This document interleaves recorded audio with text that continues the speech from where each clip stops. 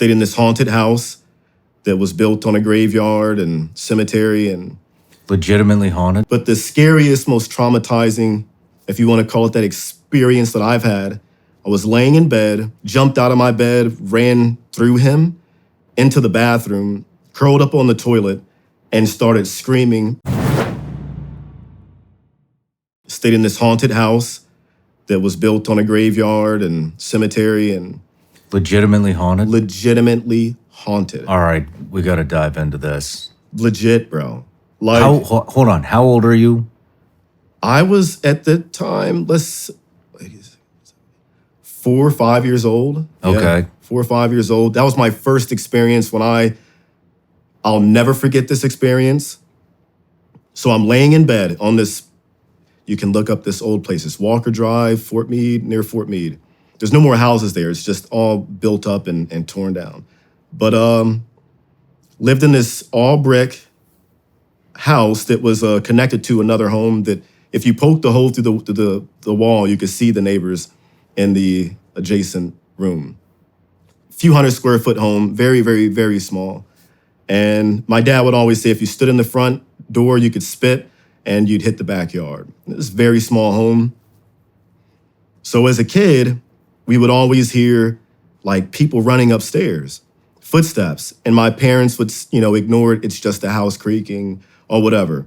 And these footsteps would start to come down the stairs. You'd hear heavy footsteps just going around upstairs, and they start to go downstairs and they would stop. A few other times you would hear conversations, but like whispers or like staticky whispers on a radio station you couldn't tune into all the way. And as a kid, you don't think too much of it. You just hear stuff. But the scariest, most traumatizing, if you want to call it that, experience that I've had, I was laying in bed, and to this day, I'm paranoid of sleeping on my back because of it. Laying in bed on my back, and something woke me up. And I see a soldier who, at the time, I had no idea what his uniform looked like. It was different than my dad's. I didn't find out later that it was like a old Civil War style uniform. And I see a soldier walk past my doorway. I rub my eyes, put the blankets over my head, rub them some more, and look back down. And now it's not just one, there's soldiers, a line of them, walking, and they would turn to go down the stairs into the main living room space. Maybe 10 soldiers passed by. The last soldier, he got in my doorway, turned, looked, and started to walk into my room towards me. Jumped out of my bed, ran through him into the bathroom, curled up on the toilet, and started screaming. My dad runs out, and I'm screaming at him, please don't spank me, because that's what normally would happen.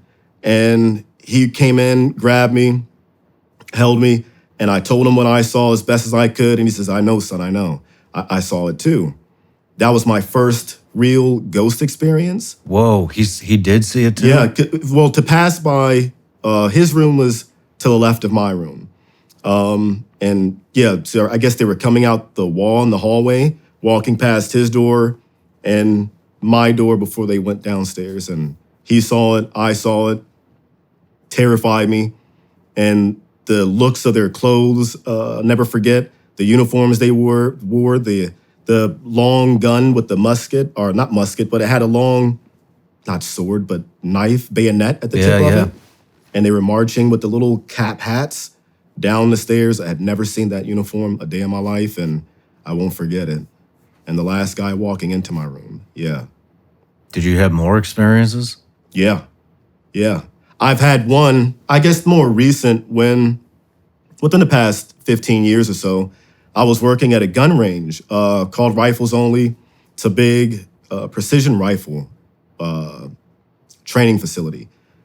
And me and one of the instructors, his name's Win, and we're driving down this dirt road to get to where the facility is. It's at nighttime. We had just gotten back from the bar.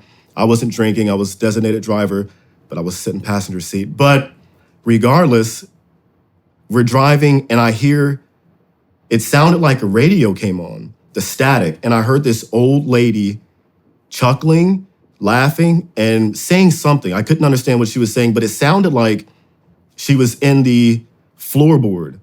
That's what it sounded like. And I look at him and he looks over at me and it completely went off. It stopped. He looks over at me and he's like, "Did you hear that?"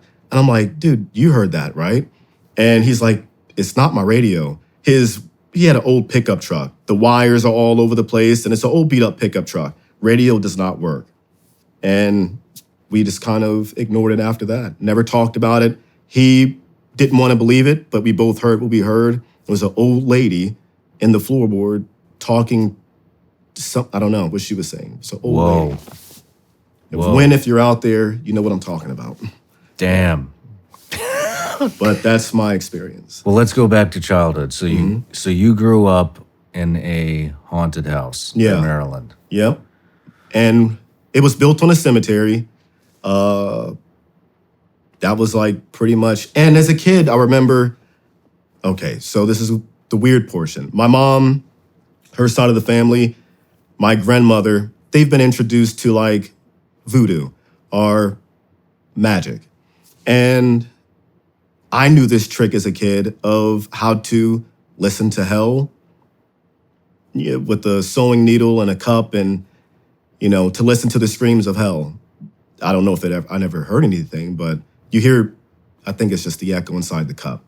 But we would leave a devil pie for the devil or whatever.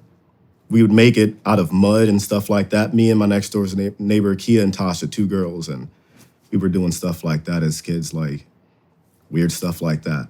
My sister, another scary story for you. We hear a knock on the door, or she did, and she goes to the back door, and there's 2 women standing there in all white.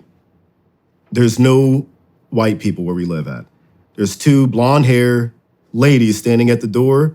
They took her out to the playground, and when she came back, she learned how to make where you take a gallon of milk, cut it out to make a bird feeder.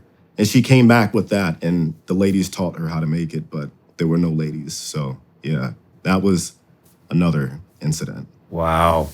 I don't know, but she knows that one vividly. Very strange. That. Yeah. Very strange. How many siblings did you have? At that time, living with us, we had 3. So me, my younger sister, and my older sister. And I have another sister I just found out about like a year ago. And my brother, I thought was my friend when I first met him. In Florida, I thought that this kid was cool, but turned out he was my brother too. So I have, that I know of, 5. Holy shit. Yeah. My dad was getting around, man.